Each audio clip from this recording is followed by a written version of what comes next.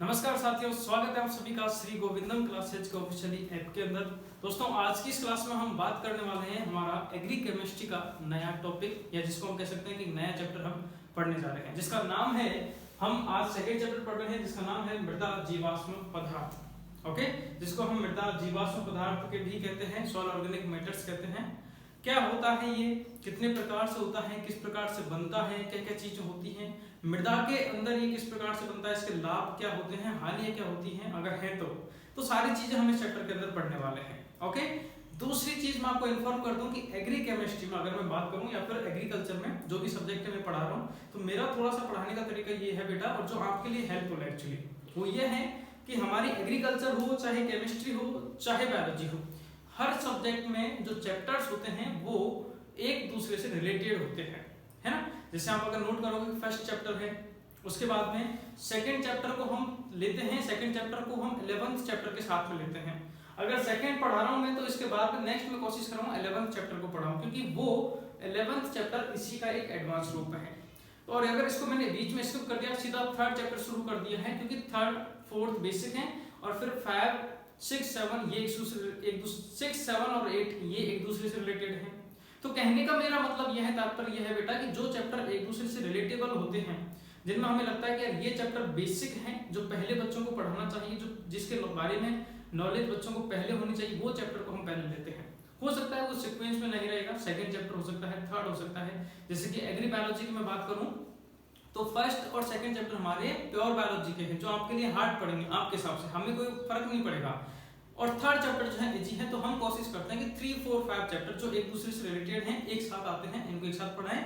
और फिर उसके बाद में 3 4 5 हो गए, 3 और 4 एक साथ हैं, 5 6 और 7 एक साथ हैं, इस प्रकार से, है ना। कहने का तात्पर्य यही है कि जो रिलेटेबल चैप्टर हैं, जिन्हें हमें लगता है कि ये बच्चे को पहले पता होना चाहिए, उसके बाद ही ये चैप्टर समझ में आएगा, तो उस चैप्टर को हम पहले लेते हैं। आप ये ना सोचा करें कि बीच बीच में से पढ़ा रहे हैं, ऐसा कुछ भी नहीं है। जो सीक्वेंस है उसी हिसाब से हम चलेंगे, ठीक है। तो आप में से जो नए बच्चे हैं, जिनको ये डाउट था कि सर आपने डायरेक्ट ही फर्स्ट के बाद में सेकंड में आज दे रहा हूँ, सीधा थर्ड शुरू कर दिया था, सेकंड क्यों छोड़ दिया, ये है, तो वो डाउट आई होप आपको क्लियर हो गया होगा। अब बात कर लेते हैं चैप्टर के बारे में। क्या नाम है भाई चैप्टर का?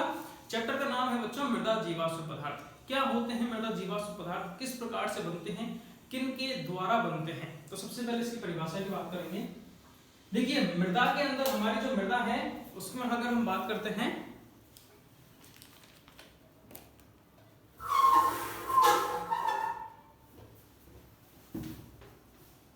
हमारी जो मृदा होती है उसके अंदर दो चीजें होती हैं। पादप अवशेष होते हैं, पादप अवशेष इन द सेंस कि पेड़ पौधे होते हैं। हम जब खेत से कुछ जो हमारी फसल है उसको काट के लाते हैं, तो अवशिष्ट पदार्थ बच जाते हैं, या सरसों वगैरह, गेहूं वगैरह, इनको हम गेहूं लेके आ जाते हैं, तो जो चारा वगैरह होता है, तोड़ा जिसको हम कहते हैं, या फिर फांपरी वगैरह, ऐसी चीजें बच जाती हैं, उनको हम क्या करते हैं, खेत में छोड़ देते हैं। या जो कोई पेड़ पौधा है, उसकी टहनी वगैरह सूख गई है, गिर गई है, वो पड़ी रहती है ना, पत्तियां वगैरह झड़ जाती हैं, ये होते हैं हमारे पादप अवशेष। पेड़ पौधों को जड़, तना, पत्ती, कलम, ये सारी चीजें जो अवशिष्ट पदार्थ जो पेड़ पौधों से डिटैच हो चुकी हैं। और इनके अलावा एक तो ये चीजें होती हैं, दूसरी चीज क्या होती है कि मृदा के अंदर सूक्ष्म जीव होते हैं, कीड़े मकोड़े होते हैं, जो मर जाते हैं, मरने के बाद उनका मृत शरीर रहता है। तो मृदा के अंदर क्या ये दोनों ही चीजें पाई जाती है बेटा। क्या क्या पाया जाता है मृदा में? एक तो पादप अवशेष पाए जाते हैं, पादप अवशेष का मतलब समझ में आ गया, तथा जंतु अवशेष भी पाए जाते हैं, ठीक है। जब ये मृदा के अंदर होते हैं, तो मृदा के अंदर कुछ प्रकार के, कुछ विशेष प्रकार के सूक्ष्म जीव ऐसे होते हैं जो क्या करते हैं, ये जो अवशिष्ट पदार्थ को मैं अपने हिसाब से कहूं तो एक प्रकार से कचरा है ना। हम कहते हैं कि कूड़ा कचरा बाहर निकाल के मिट्टी में डाल दिया, थोड़ी देर बाद देखते हैं गायब हो गया। तो ये क्या होता है, ये सूक्ष्म जीवों के द्वारा अपघटित होने लगते हैं, उनका डिकम्पोजिशन होने लगता है, टूटने लगते हैं, वो सड़ने गलने लगते हैं। समझ के, सड़ने गलने लगेंगे, तो सड़ने गलने के बाद में पादप जंतु अवशेषों के अपघटन के फलस्वरूप, अपघटन मतलब सड़ना गलना, अपघटन मतलब सड़ना गलना के फलस्वरूप, ठीक है, सड़ने गलने लगते हैं। और सड़ने गलने के बाद में क्या होता है, ये जीवाश्म पदार्थों में परिवर्तित होते हैं, या इनको हम ऑर्गेनिक मैटर भी कहते हैं। फलस्वरूप जीवाश्म पदार्थों का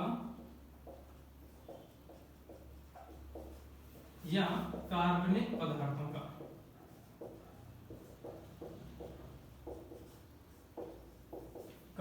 निर्माण होता है। तो आपको इंट्रोडक्शन में मैंने बहुत लंबा टाइम लगा दिया है, निर्माण होता है। मैं ये चाहता हूं कि आपको इंट्रोडक्शन जो है बेसिक है वो समझ में आना चाहिए कि चैप्टर जो है इसका नाम है उसका मतलब क्या है, नोट डाउन कीजिए। समझ में आ गया? तो जीवाश्म पदार्थ की बात की जाती है या ऑर्गेनिक मैटर की बात की जाती है। अब आगे चल के आपकी लाइफ में हमेशा आएगा, आप चाहे आगे चल के जो भी कंपटीशन एग्जाम की तैयारी करेंगे, अभी एग्जाम जो देंगे आप जेट आईसीआर का या आप कॉलेज में पढ़ेंगे कहीं भी पढ़ेंगे, अगर दिमाग में या फिर बुक में ऑर्गेनिक मैटर आ जाता है, जीवाश्म पदार्थ आ जाता है, तो उसका मतलब दिमाग में सीधा सा क्या लेना है कि भाई मृदा के अंदर जो कूड़ा कचरा पड़ा रहता है जिसमें पादप भी हो सकते हैं, जंतु भी हो सकते हैं, ये चीज जब सड़ गल जाएगी तो सड़ने गलने के बाद जो कुछ भी बनेगा वो क्या बनेगा, कार्बनिक पदार्थ बनेगा, जिसको मैं देसी भाषा में कहूं तो खाद बनेगा। और ये चैप्टर इसी के बारे में है पूरा की पूरा, ठीक है, इसी चीज को समर्पित है। तो जीवाश्म पदार्थ समझ में आ गया। अब इसमें हमें एक चीज समझ में आ रही है, क्या समझ में आ रही है कि भाई जब कार्बनिक पदार्थ बनेंगे या जीवाश्म पदार्थ बनेंगे तो उनमें सबसे महत्वपूर्ण घटक जो होते हैं वो दो चीजें अपनी अहम भूमिका निभा रही हैं। एक तो पादप अवशेष अहम भूमिका निभा रहे हैं और एक जंतु अवशेष अहम भूमिका निभा रहे हैं, राइट। तो हम यूं भी तो कह सकते हैं, क्या कह सकते हैं, हम यूं कह सकते हैं कि जीवाश्म पदार्थों के स्रोत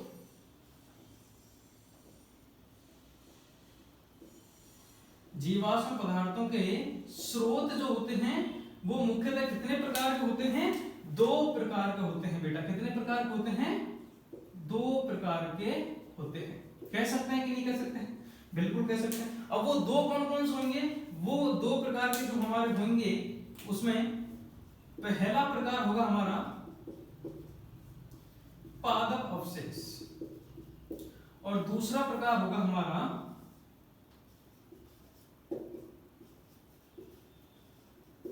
जंतु अवशेष। बात आगे समझ में? तो आपको याद अलग से करने की जरूरत नहीं है, याद कुछ करने की जरूरत नहीं, चीजों को समझ लो, याद अपने आप ही हो जाएंगे कि भाई जीवाश्म पदार्थ किससे मिलकर बने होते हैं। इसी से डेफिनेशन हो गई, इसी से हमारा नेक्स्ट टॉपिक, ये हमारा सीधा सीधा प्रश्न बनता है कि निम्न में से जीवाश्म पदार्थों का स्रोत कौन सा है ना। अब इसके अंदर कौन कौन सा है, अगर हम पादप अवशेष की बात करें तो पादप अवशेष के अंदर पेड़ पौधों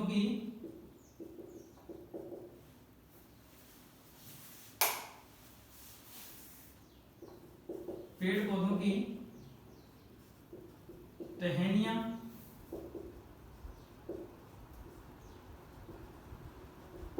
फसल अवशेष, ये सब आ जाते हैं। और जंतु अवशेष में क्या आ जाते हैं, सूक्ष्म जीव,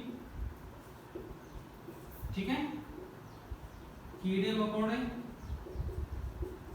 ठीक है, और या फिर मृत शरीर, ये सब किसमें आ जाते हैं, जंतु अवशेष में आ जाते हैं। तो इनके द्वारा क्या होता है, ये और ये मिलकर क्या बनाते हैं, जीवाश्म पदार्थ बनाते हैं जब इनका अपघटन होता है। अब अपघटन किनके द्वारा होता है, पादप अवशेष, ये जंतु अवशेष। अपघटन वर्ड से घबरा मत, अपघटन का मतलब होता है सड़ना गलना, ठीक है।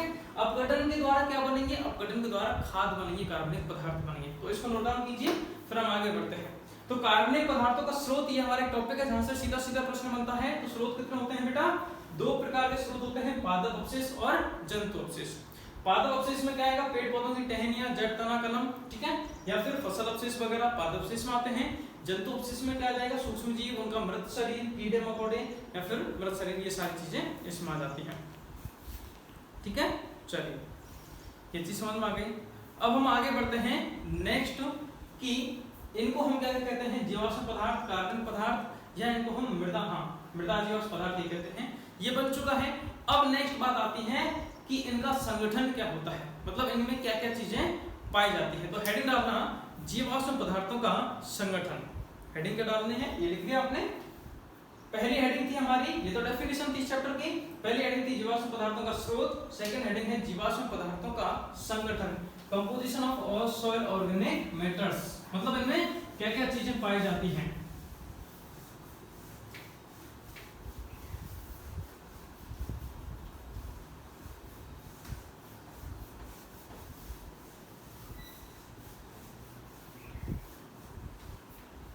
ओके, सो हेडिंग डालना जीवाश्म पदार्थों का संगठन।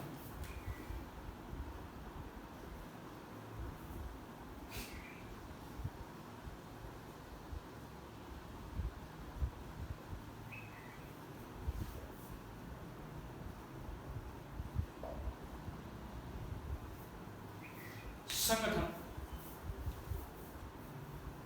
अब देखो, चूंकि जीवाश्म पदार्थ जो है वो उनके अंदर ज्यादातर भाग क्या है, जीवाश्म पदार्थों के अंदर ज्यादातर भाग है पेड़ पौधे, और पेड़ पौधों के अंदर हम देखें तो ज्यादा से ज्यादा भाग जो है 90% पार्ट पेड़ पौधों का, 95% पार्ट जो है वो जल का या इसका बना होता है, ठीक है। और हमें आपको अगर याद हो तो 7वां चैप्टर जो है हमारा पादपों का आवश्यक पोषक तत्व, वहां पर भी हम पढ़ते हैं प्राइमरी न्यूट्रिएंट, जब हम पढ़ते हैं प्राइमरी, इसके अंदर प्राइमरी सेकेंडरी में CHO जो होते हैं, कार्बन हाइड्रोजन और ऑक्सीजन, इनके द्वारा ही ज्यादातर भाग बना होता है, मतलब जल के द्वारा बना होता है, और जल या वायु के द्वारा पौधे जो है वो CHO को ग्रहण करते हैं। समझ में आ रहा है कि रामायण जारी है, आ रहा है ना? हाँ बिल्कुल, ठीक है भाई। कंसेप्ट समझो, ये चीज हम साइंटिफिकली चीज को बाद में समझेंगे। मेरा कोशिश ये रहती है बेटा कि पहले आप डेली लाइफ से उस चीज को मैच कर लो, समझ लो कि हाँ वाकई में ये तो होता है भाई, ये हमारा सामने पेड़ पौधा खड़ा है, ऐसा होता है। अब इसमें साइंस लगाने कहाँ जरूरत है, तो मैं आपको वही कह रहा हूँ, जीवाश्म पदार्थ बने किससे थे, पादप अवशेष और जंतु अवशेषों से बने थे। और पादप किसके बने होते हैं, 90% भाग जल के द्वारा बने होते हैं, जल या वायु उसके अंदर होती है। अब जल में क्या होता है, जल में भाई जल का सूत्र क्या है, H2O है, मतलब ये HO और CO2 होता है, तो मतलब इसको मैं CHO लिख सकता हूँ कि नहीं। तो इसके अंदर, किसके अंदर, जीवाश्म पदार्थों के अंदर ज्यादातर भाग जो है वो किसका होगा, CHO होगा। तो मैं यूं कह सकता हूँ कि 90% जो है जीवाश्म पदार्थों के अंदर वो क्या होते हैं, CHO होते हैं। 10% हमारा बच गया, 10% के अंदर तुम्हारी जितनी भी बाकी चीजें हैं उनको मिला के ले लो, NPK हो गया, CFGS हो गया, ये सब हो गए, वो 10% के अंदर आते हैं। तो ये क्या हो गया इसका, ये हो गया इसका कंपोजिशन, संगठन। क्योंकि संगठन का मतलब क्या होता है कि वो चीज किन किन से मिलकर बनी है, ये यूं कहें कि वो उसमें क्या क्या चीजें पाई जाती हैं। मैं आपसे कहूंगा रोटी का संगठन बताओ मेरे को, तो रोटी में आप क्या कहोगे, सर जी सबसे ज्यादा तो उसमें आटा होता है, उसमें कुछ मात्रा में उसमें जल होता है, और बहुत कम मात्रा में नमक होता है ना। तो ये क्या हो गया, उसका कंपोजिशन हो गया, इन से मिलकर रोटी बनी होती है। तो वही चीज है, ठीक है। तो अब इसमें हम क्या लिखेंगे, इसमें हम लिखेंगे बेटा कि जीवाश्म पदार्थ जो है वो पेड़ पौधे, और लिखना जीवाश्म पदार्थ पेड़ पौधे व जंतु अवशेषों के अपघटन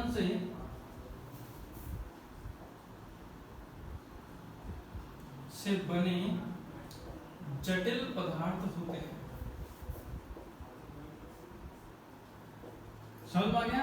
अब देखो एग्जाम में डेफिनेशन यही लिखनी है, डेफिनेशन में थोड़ा सा घुमाते, जटिल पदार्थ होते हैं। यार इतनी मेहनत से बना है बेचारे का, डीकंपोजिशन हुआ तो थोड़ा सा लगेगा, तो जटिल पदार्थ होते हैं जिसमें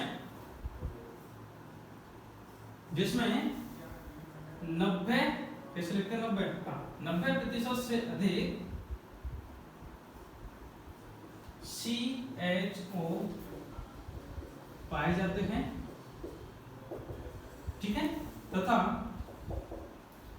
10% में NPK, CA, MgS आदि पोषक तत्व उपस्थित होते हैं। समझ में आ गया, नोट डाउन कीजिए। सही दिख रहा है ना बोर्ड पर, कोई कमी तो नहीं आ रही है, ठीक है। तो ज्यादातर मैं आपको की पॉइंट याद रखना है, इसमें भी की पॉइंट क्या है कि 90% तक भाग जो है वो तो क्या होता है, उसमें CHO होते हैं, बाकी के 10% भाग उसमें बाकी के न्यूट्रिएंट जितने भी उसका अतिरिक्त जो पोषक तत्व हैं वो सभी उसमें पाए जाते हैं, ठीक है। समझ में आ गया। अब देखो इसी के बेस पे नेक्स्ट टॉपिक चलता है। मैं आपको कह रहा हूँ कि आप एक चीज को पकड़ लो, उस चीज को क्लियर करो, उसी के बेस पे नेक्स्ट, उसी के बेस पे नेक्स्ट। जैसे अपन गेम खेलते हैं ना, अपन नहीं मतलब तुम लोग खेलते थे बचपन में, अभी मुझे पता है तुम सिंसियर हो नहीं खेलते हो, तो अपन बचपन में गेम खेलते थे, क्या होता है एक लेवल को पूरा करते हैं, एक लेवल के बेस पे अपन दूसरा लेवल पूरा करते हैं, तो वही चीजें यहाँ पे है, ओके। ये चीज समझ में। अब इसमें हम एक चीज और कर सकते हैं बेटा जी, क्या कर सकते हैं कि जीवाश्म पदार्थों के अंदर जो भी चीजें पाई जा रही हैं, जो भी पोषक तत्व उसके अंदर पाए जा रहे हैं, उनमें क्या होता है, जो पदार्थ हैं वो 2 प्रकार के होते हैं। इस दुनिया में जो भी पदार्थ हैं वो 2 प्रकार के होते हैं। कुछ ऐसे पदार्थ होते हैं जिनके अंदर कार्बन पाया जाता है, ठीक है, और कुछ ऐसे पदार्थ होते हैं जिनके अंदर कार्बन नहीं पाया जाता है। अब जिसके अंदर कार्बन पाया जाएगा तो उसको तो हम क्या कहेंगे भाई साहब, उसको हम कहेंगे कार्बनिक पदार्थ। तो अब समझो ऐसे जीवाश्म पदार्थ जिनके अंदर कार्बन पाया जाएगा उसे हम क्या कहेंगे, कार्बनिक जीवाश्म पदार्थ कहेंगे। और ऐसे जीवाश्म पदार्थ जिनके अंदर कार्बन नहीं पाया जाता है, यहाँ कार्बन दिख रहा है तुम्हें, देखो कटे दिख रहे हो कि कटे ना दिख रहे हो, सही बोला, हाँ। तो जिनमें कार्बन नहीं पाया जाएगा उसे हम क्या कहेंगे, अकार्बनिक जीवाश्म पदार्थ कहेंगे। एग्जांपल आपके सामने है, एनपीके, सीए, एमजीएस, ये सब अकार्बनिक पदार्थ हैं। और जहां पे कार्बन होता है वो कौन से हो जाते हैं, कार्बनिक पदार्थ हो जाते हैं। तो इसी के बेस पे हमारा नेक्स्ट टॉपिक आता है, स्रोत पढ़े थे, स्रोत के बाद में हमने संगठन पढ़ा है, संगठन के बाद में नेक्स्ट हम पढ़ेंगे इसका क्लासिफिकेशन, वर्गीकरण। सो हेडिंग डालिएगा जीवाश्म पदार्थों का वर्गीकरण। अब देखो हम हमारे टीचर होने का फायदा उठाएंगे, कैसे फायदा उठाएंगे कि हम सिर्फ वर्गीकरण लिखेंगे, जीवाश्म पदार्थों का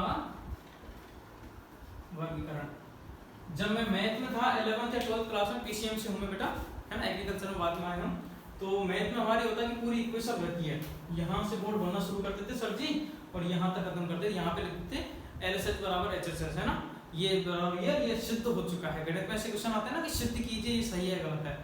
तो अब टीचर क्या है, एक क्वेश्चन करवा दिया, फिर बोलते चलो दूसरा करो, तो दूसरे में क्या है कि वो बस उसमें थोड़ा बहुत चेंज करते थे, पूरा बोर्ड भराया करते थे। तो एक बोर्ड भर के रखते हैं, उसमें हमारी पूरी क्लास कराते हैं, हम क्या बार बार लिखना पड़ता है, वही चीज आपके साथ हो रही है, पूरी हेडिंग डाली है ना। चलिए ये वाक्य याद आ गया इसलिए सुना दिया। अच्छा पढ़ कैसे रहे हो आप लोग, डायरेक्ट कैसे पढ़ रहे हो, वीडियो को देख रहे हो फिर कुछ और कर रहे हो? एक काम करो, यही वाले नोट जो मैं पढ़ा रहा हूँ मैं आपको फिर करूँ, क्योंकि आप में से आज काफी बच्चे नए होंगे, हर दिन क्या है कि हर दिन कुछ ना कुछ नए बच्चे ऐड होते हैं। तो मैं बता देता हूँ कि आप पहले वीडियो को देख के समझिए, जो मैं बोर्ड पे लिख रहा हूँ इसकी खुद की कॉपी बनाइए और उसमें नोट डाउन कीजिएगा, वीडियो को रोक रोक के कर दीजिए, बट पहले जो समझा रहा हूँ उसको ढंग से समझ लो, है ना, क्योंकि ये आगे तक हमारे काम आने वाली चीजें हैं बेटा, ये नहीं कि 1-2 महीने की काम, आगे तक काम आएंगे। तो जो पढ़ा रहे हैं पहले उसको समझ के लिख लो, उसके बाद में ऐप के अंदर स्टडी मटेरियल में नोट्स डाल रखे हैं, वहां से और हम एक्स्ट्रा देख लेना कि और भाई क्या चीज इस चैप्टर में एक्स्ट्रा है जो मेरे से छूट गई है, तो वहां से कलर क्लियर करके अपने स्वयं के नोट्स बनाए बेटा, है ना, याद रहनी चाहिए ना। जीवाश्म पदार्थों का वर्गीकरण, तो वर्गीकरण हमें क्या समझ आता है कि वर्गीकरण में ये 2 प्रकार के होते हैं, कितने प्रकार के होते हैं, 2 प्रकार के, जिसमें पहला कौन सा था, कार्बनिक, और दूसरा कौन सा है, अकार्बनिक।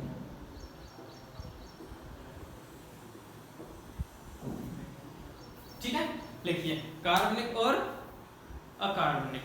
कार्बनिक की अगर हम बात करेंगे, पहले अकार्बनिक की बात कर लेते हैं, जल्दी से खत्म हो जाएगा। अकार्बनिक मतलब जितने भी जिनमें कार्बन नहीं पाया जाएगा, जैसे कि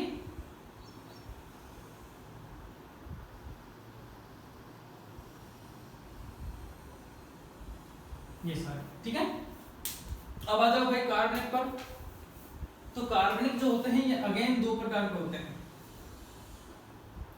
एक होते हैं फर्स्ट नंबर का जिसमें आता है नत्रजन युक्त, मतलब नाइट्रोजन युक्त, और दूसरे प्रकार के होते हैं नत्रजन रहित, जिनमें नाइट्रोजन नहीं पाई जाएगी, ठीक है, नत्रजन युक्त और नत्रजन रहित। अब उसके बाद में नेक्स्ट है नत्रजन युक्त, मतलब जिनमें नाइट्रोजन पाई जाएगी, है ना, नाइट्रोजन जिनमें नहीं पाई जाएगी वो भी अगेन क्या होता है, इनका भी आगे क्लासिफिकेशन है। नेक्स्ट ये होते हैं, एक सेकंड, नत्रजन युक्त जो है ये भी आगे 2 प्रकार होते हैं, एक तो होता है जल विलय और दूसरा होता है जल अविलय, ठीक है। कितने प्रकार होते हैं ये, 2 प्रकार होते हैं, जल विलय और जल अविलय। और नत्रजन रहित जिनमें नाइट्रोजन नहीं होती है तो वो होते हैं हमारे कार्बोहाइड्रेट, कौन कौन से होंगे,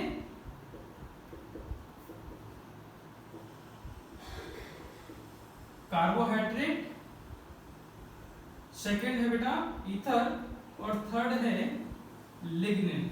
थर्ड कौन सा है, लिग्निन। ये होते हैं हमारे नाइट्रोजन रहित जिनमें नाइट्रोजन नहीं पाई जाती है, ओके। जल विलय की अगर मैं बात करूं कि ऐसे कार्बनिक पदार्थ जो जल में विलय होते हैं जिनमें नाइट्रोजन पाई जाती है वो होते हैं हमारे नाइट्रेट, एमाइड और अमीनो अम्ल। एग्जांपल के तौर पे बात करें तो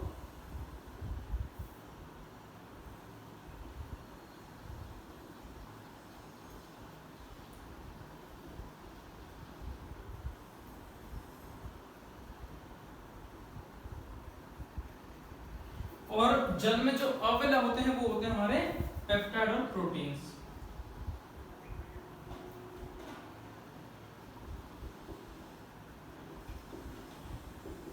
चलिए इस टेबल को नोट डाउन कीजिए फटाक से, इसके बेस पे हम इसमें आगे डिटेल में पढ़ेंगे। यहां तक समझ में आ गया? ये क्लासिफिकेशन जो है बेटा सीधा सीधा प्रश्न बन सकता है कि सॉइल ऑर्गेनिक मैटर्स का क्लासिफिकेशन, सॉइल ऑर्गेनिक मैटर्स जो होते हैं, कार्बनिक पदार्थ जो होते हैं या जीवाश्म पदार्थ, दोनों का एक ही नाम है। कितने प्रकार के होते हैं? दो प्रकार के होते हैं, जिसमें पहला है कार्बनिक, दूसरा है अकार्बनिक। कार्बनिक जो पदार्थ होते हैं वो भी आगे चल के दो प्रकार के होते हैं, जिसमें पहला आता है नाइट्रोजन युक्त, दूसरा आता है नाइट्रोजन रहित। नाइट्रोजन युक्त में भी दो प्रकार होते हैं, एक तो ऐसे होते हैं जो जल में विलय होते हैं, जैसे कि हमारी यूरिया वगैरह आ रही है, ठीक है, एमाइड आ रहा है नहीं आ रहा, यूरिया में एमाइड, ठीक है, एमाइड या होता है जल विलय, और दूसरे होते हैं जल में अविलय, जो जल में विलय नहीं होते हैं। नाइट्रोजन रहित जो होते हैं वो अगेन तीन प्रकार होते हैं, कार्बोहाइड्रेट, लिग्निन, कार्बोहाइड्रेट, ईथर और लिग्निन, ये तीन प्रकार होते हैं, ठीक है। इसको आप अच्छे से टेबल को याद कर लेना है, ठीक है, नोट डाउन कीजिए। समझ में आ गया? ये होता है वर्गीकरण। अब हम आगे पढ़ते हैं नेक्स्ट कि भाई जीवाश्म पदार्थों से हमने रामायण शुरू करी थी। जीवाश्म पदार्थों की परिभाषा क्या होती है, उनके स्रोत क्या होते हैं, संगठन क्या होता है और वर्गीकरण क्या होता है। चौथा टॉपिक ये हमारा वर्गीकरण हो गया। अब नेक्स्ट टॉपिक आता है कि ये जो जीवाश्म पदार्थ होते हैं, ये जो कार्बनिक पदार्थ होते हैं, इनका विच्छेदन किस प्रकार से होता है। अब मैं यूं कह सकता हूं आपसे, क्या कह सकता हूं मैं यूं कह सकता हूं कि भाई कार्बोहाइड्रेट जो है वो क्या है, वो एक जीवाश्म पदार्थ है। ईथर क्या है, ये भी एक जीवाश्म पदार्थ है। लिग्निन क्या है, ये भी एक जीवाश्म पदार्थ है। एमाइड क्या है, ये भी एक जीवाश्म पदार्थ है, मृदा जीवाश्म, ये ना, ये सब इसी में है। तो अभी हम पढ़ने वाले हैं कि ये जो जीवाश्म पदार्थ होते हैं, मैं नहीं बताऊंगा, बाद में करेक्शन करना है। ये जो जीवाश्म पदार्थ होते हैं, इनका विच्छेदन, डीकंपोजिशन, विच्छेदन को इंग्लिश में क्या कहते हैं, डीकंपोजिशन, कि इनका विघटन जब होगा, जब ये टूटेंगे तो किस प्रकार से टूटेंगे, किन किन पदार्थों में टूटेंगे। जैसे कि जो ईंट होती है ना, ये ईंट है, ये आपको डस्टर दिख रहा होगा लेकिन ये ईंट है, ठीक है। तो जब इस ईंट को हम तोड़ेंगे तो ये मिट्टी के टुकड़ों में टूटने लगेगी, और मिट्टी के टुकड़ों को भी तोड़ेंगे तो वो बारीक टुकड़ों में टूटेगी, बारीक टुकड़ों को भी तोड़ेंगे तो बिल्कुल बारीक मृदा पे चूर्ण बनेगा, मिट्टी में परिवर्तित हो जाएगी। तो पहले जटिल थी, फिर धीरे धीरे करेंगे तो क्या है, वो कमजोर होते जाते हैं, इस प्रकार छोटे पदार्थों परिणत हो जाती है। तो कोई भी जो पदार्थ है, जब उसका विच्छेदन होता है, जब उसका डीकंपोजिशन होता है, तो बड़े पदार्थ जो होते हैं वो अपने सरल पदार्थों में विभक्त हो जाते हैं, बट जाते हैं। ये बड़ा पदार्थ है, इसको तोड़ूंगा तो इसके जो सरल पदार्थ है उसमें क्या हो जाएगा, विभक्त हो जाएगा। ये तो इस ईंट की बात थी। हम बात कर रहे हैं जीवाश्म पदार्थों की। तो जीवाश्म पदार्थ जो होते हैं उनमें क्या होते हैं, पादप अवशेष और जंतु अवशेष होते हैं। तो सूक्ष्म जीवों के द्वारा ये जो जीवाश्म पदार्थ होते हैं, ये वाले, ये सभी अपने छोटे छोटे पदार्थों में परिवर्तित कर दिए जाते हैं, उसी को हम विच्छेदन कहते हैं। समझ में आया? हाँ, वापस लिखा दूंगा परिभाषा, ठीक है, घबराओ मत, तुम भी यही हो, हम भी यही हैं। बेटा एग्री केमिस्ट्री में काफी चैप्टर हो गए तुम्हारे, इस बात का ध्यान रखना, एक दो चैप्टर और बच गए, पूरा कोर्स होने को आ रहा है एग्री केमिस्ट्री का, है ना। और एग्री बायोलॉजी में हम बहुत जल्दी अभी करवा देंगे। तो जो जो चैप्टर आपको करवा दिए हैं, ऐप के अंदर डाल दिए गए हैं, उनको एक बार आप कंप्लीट कर लीजिए अपनी तरफ से। हमारी भी पूरी कोशिश है हम जल्दी से जल्दी आपका कोर्स करवाएंगे, ताकि रिवीजन और मॉडल पेपर फिर आपको मुझे प्रोवाइड करवाने वो मैं कर सकूं। क्या था, जीवाश्म पदार्थों का विच्छेदन।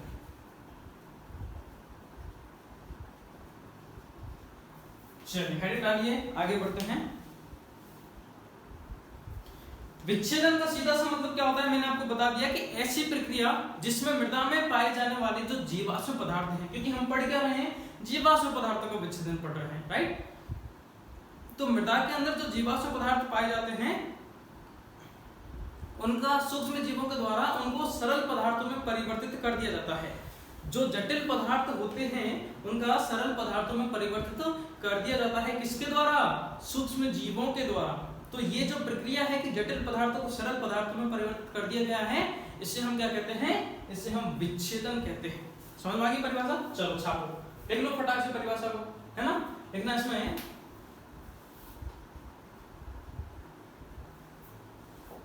विच्छेदन वह प्रक्रिया है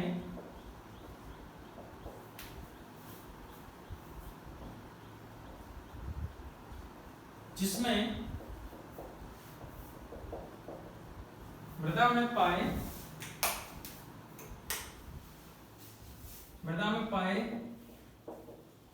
जाने वाले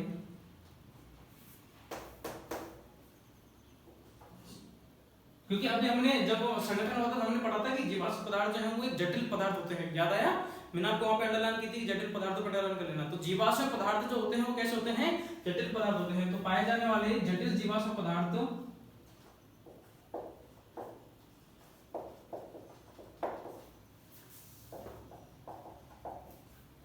का सूक्ष्म जीवों के द्वारा, सूक्ष्म जीव भी कौन कौन से होंगे? जीवाणु, विषाणु, कवक, एक्टिनोमाइसीडीज,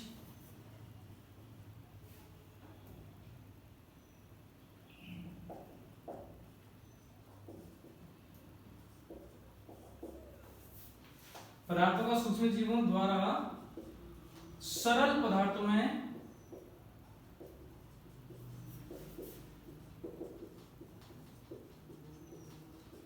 परिवर्तित कर दिया जाता है। तो अगर मैं आपसे कहूं मेरे हिसाब से, क्योंकि मेरा एक टॉपिक, एक तरीका ये भी रहता है कि पूरी रामायण बता के एक मेन की पॉइंट बता दो। तो विच्छेदन का सीधा सा मतलब है भाई जटिल पदार्थों को सरल पदार्थों में बदलना, खत्म, समाप्त, है ना, टाटा बाय बाय। तो विच्छेदन का सीधा सा मतलब क्या होगा कि जो जटिल पदार्थ कौन है? जीवाश्म पदार्थ, ये तो हम पढ़ के आए ना। तो जटिल पदार्थों को सरल पदार्थों में बदलना ही क्या कहलाता है? विच्छेदन। अरे टूटना क्या कहलाएगा मालिक? टूटना ये कहलाएगा जिसको मैं तोड़ दूंगा, टूटेंगे तो छोटे पदार्थ में बदलेगा। ऐसा थोड़ी है कि इसको तोड़ूंगा मकान बन जाएगा, नहीं होगा ना, वही चीज है। तो जटिल पदार्थों को तोड़ेंगे तो सरल पदार्थों में वो परिवर्तित हो जाते हैं। इस प्रक्रिया को ही हम क्या कहते हैं? जीव विच्छेदन कहते हैं। लो छापो, लिखो परिभाषा। इसमें इतना घबराने की कहां जरूरत है? एग्री केमिस्ट्री क्यों ही डरते हो लोग केमिस्ट्री से? एक बार दिल लगा के पढ़ाई तो करो। पढ़ाई तो नहीं करते, पता नहीं क्या क्या करते रहते हैं। चलो ये चीज आगे समझ में, ठीक है। अब मैं बताता हूं कि जो जीवाश्म पदार्थ जो होते हैं जब इनका विच्छेदन होता है तो कौन से जटिल पदार्थ होते हैं जो सरल पदार्थों में परिवर्तित हो जाते हैं। क्योंकि विच्छेदन में हम क्या कह रहे हैं? विच्छेदन में ये कह रहे हैं कि जो जटिल पदार्थ होते हैं वो सरल पदार्थों में परिवर्तित हो जाते हैं। तो ऐसे कौन कौन से पदार्थ हैं, ऐसे कौन कौन से जटिल पदार्थ हैं जो सरल पदार्थों में परिवर्तित हो जाते हैं? डेफिनेशन लिख लें, आगे हम इसके बारे में बात करते हैं बेटा।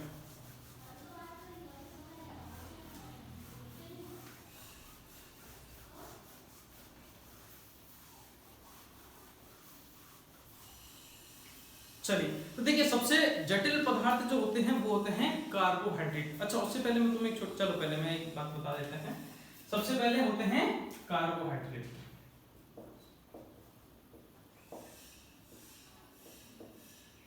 कार्बोहाइड्रेट मतलब मैं क्या कह सकता हूं? शर्करा या स्टार्च। क्या कह सकता हूं मैं?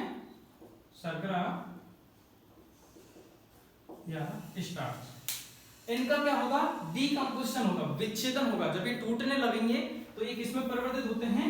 क्रूड प्रोटीन में परिवर्तित हो जाएंगे। किसमें परिवर्तित हो जाएंगे बेटा जी? क्रूड प्रोटीन में परिवर्तित हो जाएंगे।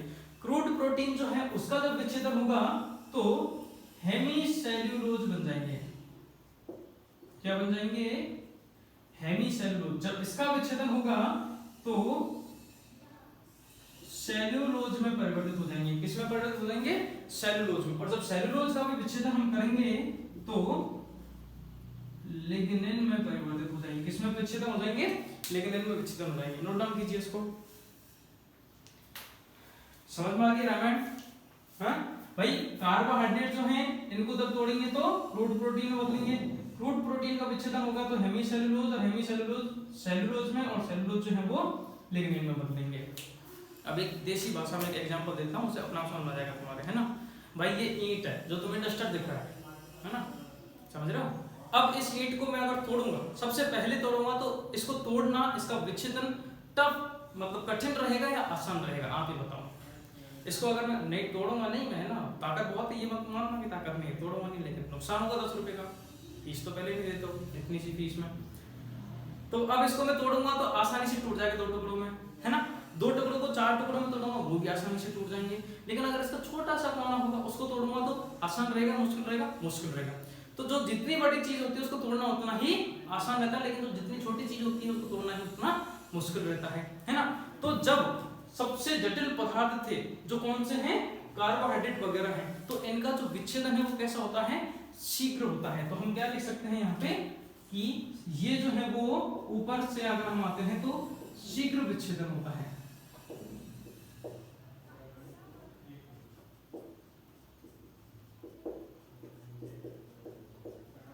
ठीक है, लेकिन जैसे जैसे नीचे जाएंगे छोटे छोटे कणों में परिवर्तित हो जाएंगे, तो छोटे कणों को तोड़ना जो है वो बेटा मुश्किल होता है। तो इनका जो विच्छेदन वो कैसे होता है, धीमी गति से होता है। इनका विच्छेदन कैसे होने लगता है, धीमी गति से विच्छेदन होने लगता है।